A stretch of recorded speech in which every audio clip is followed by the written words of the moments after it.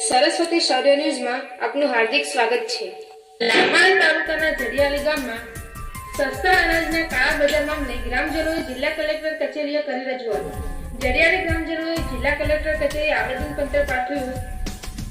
સસ્તા અનાજના કાળા બજારી મામલે કાર્યવાહીની કરી માંગ। લાખાણી તાલુકાના જડિયાળી ગામમાં તારીખ 11 જાન્યુઆરી 2026 ના રોજ સસ્તા અનાજની દુકાનના સંચાલકના પુત્ર રમેશભાઈ પટેલને ભાડાની પિકઅપ ગાડીમાં સરકારી ચોખાનો જથ્થો કાળા બજારમાં લઈ જતા ગ્રામજનોએ પકડી પાડ્યો હતો। જડિયાળી ગામમાં સસ્તા અનાજના કાળા બજાર મામલે ગ્રામજનોએ જિલ્લા કલેક્ટર કચેરી વાઘરાજ ખાતે રજૂઆત કરી હતી। ગ્રામજનોએ આ મામલે કડક કાર્યવાહી કરવાની માંગ સાથે આવેદનપત્ર પાઠવ્યું હતું। આવેદનપત્રમાં જણાવ્યા મુજબ તારીખ 11 જાન્યુઆરી 2026 ના રોજ સસ્તા અનાજની દુકાનના સંચાલકના પુત્ર રમેશભાઈ પટેલની ભાડાની પિકઅપ ગાડીમાં સરકારી ચોખાનો જથ્થો કાળા બજારમાં લઈ જતા ગ્રામજનોએ પકડી પાડ્યો હતો। ઘટનાની જાણ થતાં લાખાણી મામલતદાર અને પુરવઠા વિભાગના અધિકારીઓ પણ દોડી આવ્યા હતા।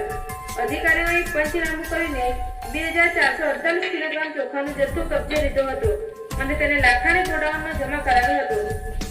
જડિયાળી ગ્રામજનોનો આરોપ છે કે આ ઘટના બાદ લાંબો સમય પસાર થઈ ગયો હોવા છતાં સદર દુકાનદાર સામે કોઈ કાયદેસરની કાર્યવાહી કરવામાં આવી નથી।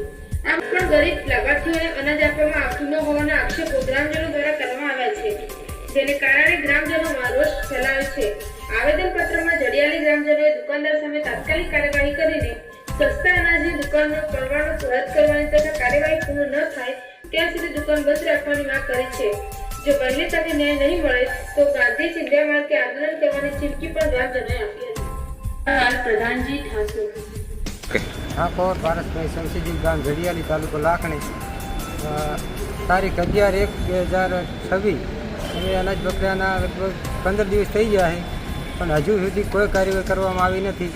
અમે વચમાં પણ સાંસદ જ્ઞાનીબેન ઠાકોર ગામ લોકો બધા ભેગા થઈને આવેદનપત્ર આપવા આવ્યા હતા, એના 15 દિવસ વીતી ગયા, હજુ સુધી કોઈ કાર્યવાહી થઈ નથી। એના માટે અમે આજે પણ ફરીથી આવ્યા છે અને અત્યારે અમને કોઈ આજે આવેદનપત્ર આપવા માટે આવ્યા ત્યારે તમને શું કીધું?